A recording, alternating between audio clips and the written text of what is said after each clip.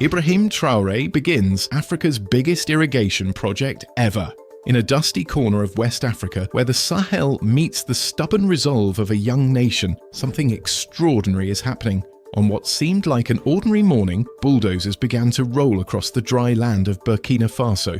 But this wasn't another aid-funded project or a foreign investment scheme. This was something different. At the center of the movement stands a 36-year-old man in a hard hat, gripping a shovel, eyes focused on the horizon. Captain Ibrahim Traoré, the President of Burkina Faso, didn't just break ground that day. He shattered a narrative, one that said African nations must always wait, always borrow, always follow. Instead, he's building something for the future, something massive, something alive. The project is simple on paper but radical in ambition. Africa's longest irrigation canal, a 1,200-kilometer lifeline that will stretch across Burkina Faso and connect to water systems in Mali, Niger, and possibly even Chad. It's a feat of engineering but also a vision. For decades, the Sahel region has been written off as too dry, too poor, too volatile. Traoré is rewriting that story. "We will build canals to feed our children," he said during the groundbreaking ceremony. "The West built railroads to take our gold. We will build water paths to grow our future." It wasn't just a speech, it was a statement of independence. Unlike most mega projects in the region, this one isn't tied to IMF loans, European conditions, or American advisors. It's being funded through Burkina Faso's own mineral revenues, crypto reserves, and direct partnerships with non-Western allies, including BRICS nations, Turkey, and the UAE. Technical input is coming from South Korean hydrologists, not from Washington, not from Brussels. That alone has made people take notice, but it's the scale that's truly hard to ignore. The trenches already being dug are wider than most highways. Pumping stations under construction are the size of football stadiums, and yet the most impressive part isn't the hardware, it's what the project represents. For decades, agriculture across the Sahel has been an exercise in desperation. Rainfall is unreliable, wells run dry, climate change has pushed farmers to the brink, entire villages have been abandoned due to lack of water, and foreign donors have come and gone, offering short-term fixes without long-term commitment. But this canal changes the equation. It's not just about getting water to crops, it's about creating an ecosystem of resilience. The plan is to provide irrigation for over 40 million people. That means rice fields will thrive where there was once dust. Cotton and mango plantations will spring back to life. Smallholder farmers who used to dig with their bare hands are now forming cooperatives. They're being supported by government grants and guaranteed access to a stable water supply. And here's where the genius kicks in. Traoré is not just feeding people. He's laying the foundation for a new rural economy. Farmers become entrepreneurs, fields become exports, and jobs emerge where there was only survival before. Western media has tried to frame him as a populist, a firebrand, but he's not shouting, he's building. And people are responding. One of the most remarkable outcomes is what's happening in regions once devastated by conflict. The canal passes through areas formerly controlled by warlords and armed groups, but instead of resistance, there's cooperation. Some ex-combatants are laying down arms to become contractors. Communities once defined by violence are now working side by side to bring water to their soil. It's a transformation few thought possible. In the next 5 years, experts estimate Burkina Faso will see a 15% increase in rice production, thanks to satellite-guided irrigation. More than 5,000 jobs are expected to be created in tech and engineering sectors. But the real impact goes deeper. In rural areas, schools are introducing new lessons on irrigation management. Women's groups are overseeing cooperative water tanks. Local artisans are building canal gates from locally sourced materials. Even the funding model is decentralized. Each region owns equity in its section of the canal, making locals not just beneficiaries but stakeholders. It's a model of inclusion rarely seen in large-scale African infrastructure. And while Western think tanks publish skeptical reports questioning the project's sustainability, something undeniable is happening on the ground. Hope. You can see it in the eyes of farmers as they trace irrigation routes in the dirt. You can hear it in the voices of children who no longer have to walk for miles just to fetch water. and you can feel it in the momentum of a nation that's finally acting like it owns its future. Traoré's critics may scoff at the ambition, but he doesn't argue back. He just works.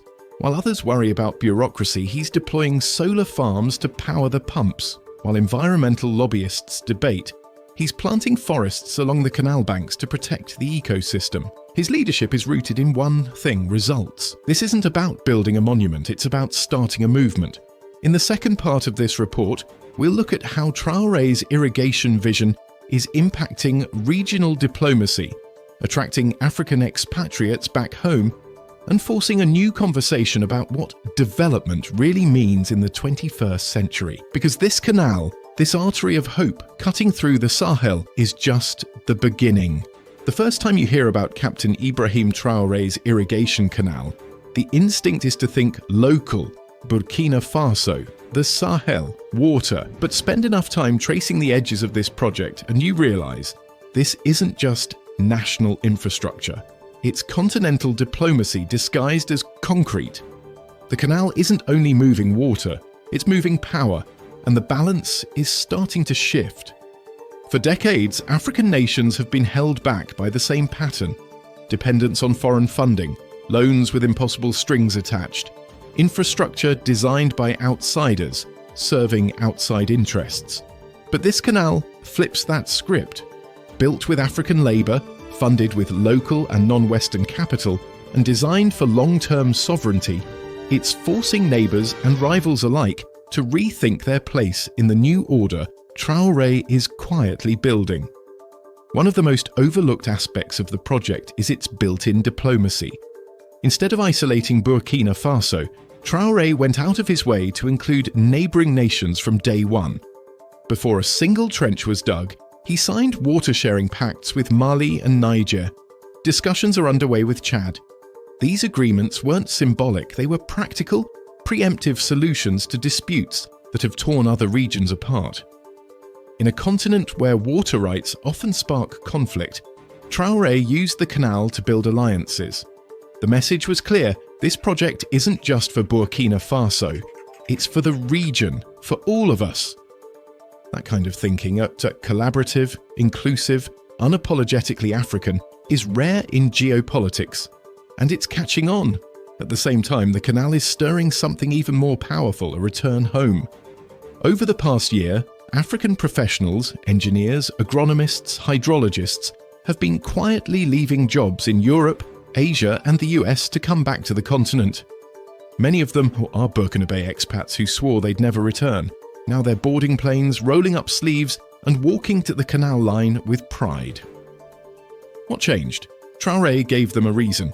He didn't lure them back with PR campaigns or glossy investment brochures. He gave them ownership, leadership roles, a voice in something real.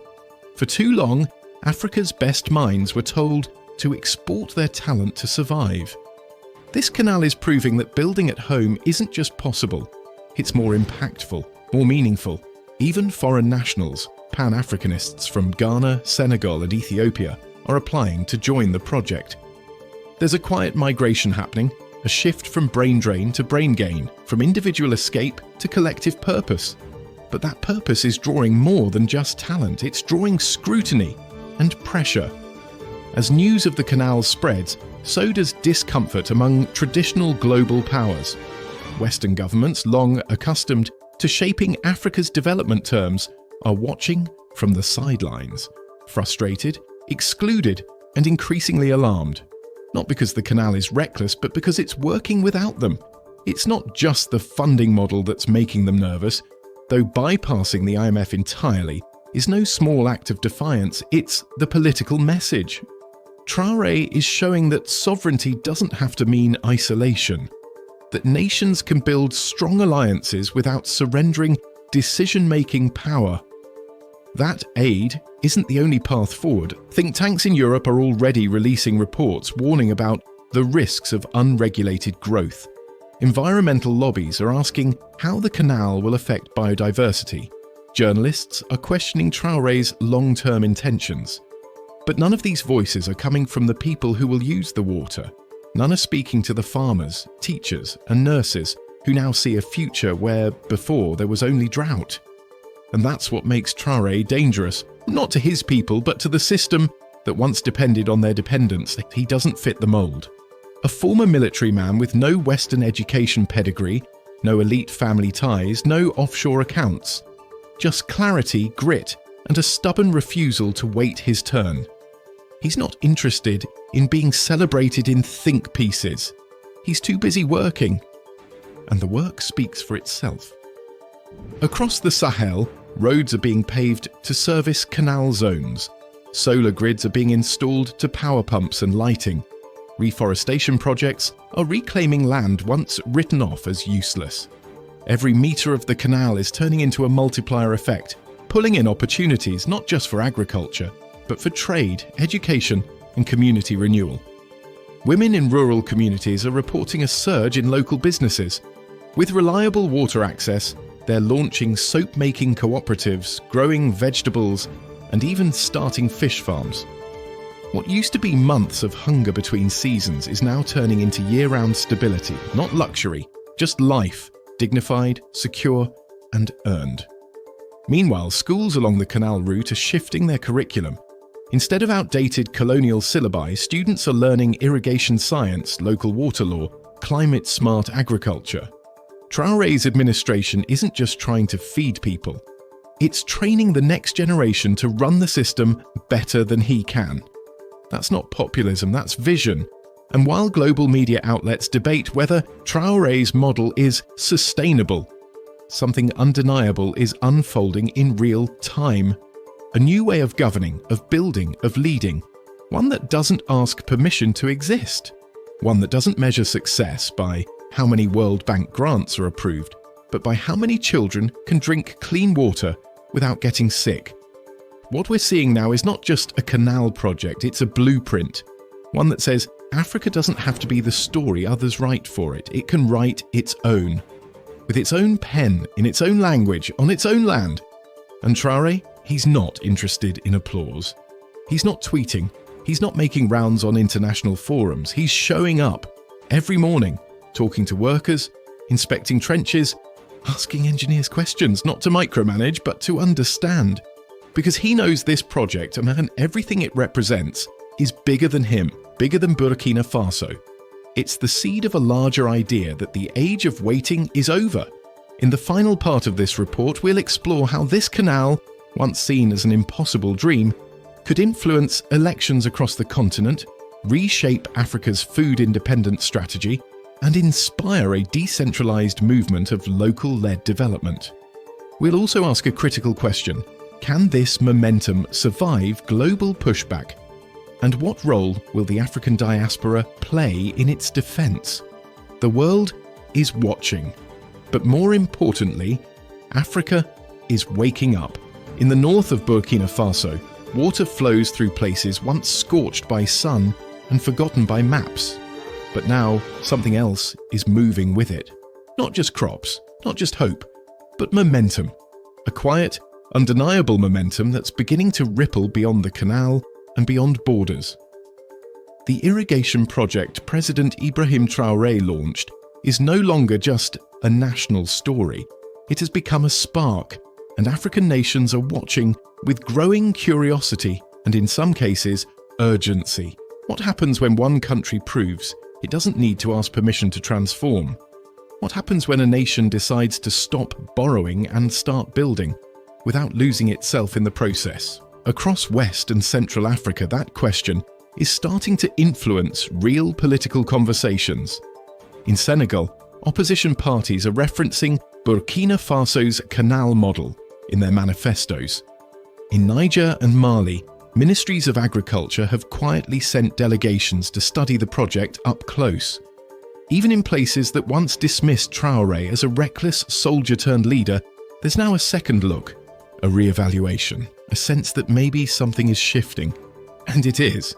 At the heart of it all is a truth that's as uncomfortable for the global establishment as it is liberating for Africans. A new model is emerging, a model that doesn't begin with foreign consultants, that doesn't worship GDP graphs over grounded reality. A model that starts with the land, the people, and the question, What do we already have? That's how Traoré built the canal. Not from loans, not from elite foreign experts, but from Burkina Faso's own minerals, its strategic partnerships, and its youth, both at home and abroad. And this is where the African diaspora enters the frame. For generations, Africans living overseas were taught that helping home meant sending money. Western systems made sure they stayed comfortable enough to send remittances, but rarely empowered to return. The canal has flipped that logic. Suddenly going home doesn't feel like a retreat, it feels like a mission. Diaspora engineers, architects, teachers, even social workers are beginning to reframe their role. Not just as observers or donors, but as builders, participants, stakeholders in a new Africa that isn't waiting to be saved, but ready to be shaped. The challenge now is scale and resistance. The more this idea spreads, the more it threatens those who benefit from the status quo. Multinational agribusiness companies who profit from Africa's food dependency are beginning to voice concern. They argue that local irrigation disrupts the global grain market. Translation? Africa becoming food independent means someone else loses money. Diplomats in former colonial capitals are urging environmental reviews and multilateral oversight, not because they're worried about ecosystems, but because they're losing control of the narrative. Traoré didn't invite them in. He didn't give them credit. He didn't need to. And that, to many of them, is unforgivable. But the truth is, this canal wasn't built to please old powers. It was built to break old patterns. And it's working. In just 2 years, Burkina Faso has seen a 20% drop in imported rice. Agro-processing hubs are under construction in 5 regions. Rural youth employment has risen, migration to Europe has slowed, and families that once lived off rainfall are now building generational wealth, powered by water. Yet the most radical transformation isn't economic, it's psychological. People are beginning to believe again. That's the hardest thing to quantify, but the most powerful to witness. Belief, not in magic, not in politics, but in action, in work. In the idea that Africa can be the author of its own story, not just the character in someone else's plot. For the first time in decades, small towns in the Sahel are sending children to school not out of obligation, but because they see a future worth preparing for. Clinics are opening, community farms are expanding, new cooperatives are being formed by the month, and through it all the canal wins quietly. Not as a monument, but as a current of life. And here's what's wild. Traoré is just getting started. Plans are underway for Phase 2, integrating the canal system with AI-driven irrigation schedules, regional trade corridors, and solar-powered desalination plants. He's already working with partners in East Africa on similar initiatives. The dream is Continental, a web of water, energy and independence connecting the continent not through dependency but through dignity. But dreams require defense. The next phase will not be easy. There will be misinformation, economic pushback, possibly even sabotage. That's the reality of building outside the system. But that's also why this moment matters so much. Because if Africa can protect what it builds, if it can shield its progress from external disruption and internal doubt, then this canal will be remembered not as a miracle, but as a blueprint, a new path. And for those watching from afar, wondering what role they can play, the answer is simple. Tell the story, share the truth, and support the vision. If you're part of the diaspora, this is your time. Return if you can, invest if you can't, speak up. Push back against the old assumptions that say Africa can't, shouldn't, or mustn't lead itself. Because the tide is turning. Burkina Faso has shown us what happens when leadership is rooted in purpose, not posturing. When people are treated not as subjects, but as builders. When development isn't about charity, but courage. From dust and drought, a nation has carved a river. And from that river, a revolution has begun to flow. Now it's up to us, all of us, to make sure it doesn't stop here. If you've made it this far, here's what you can do next. Drop your thoughts in the comments. What do you think of the Burkina Canal project? Support the movement, like this video. If you believe Africa deserves leadership like this, subscribe to the channel for more truthful, in-depth stories about Africa's rise. Let's make sure the world knows Africa is not waiting. Africa is building, and this is just the beginning.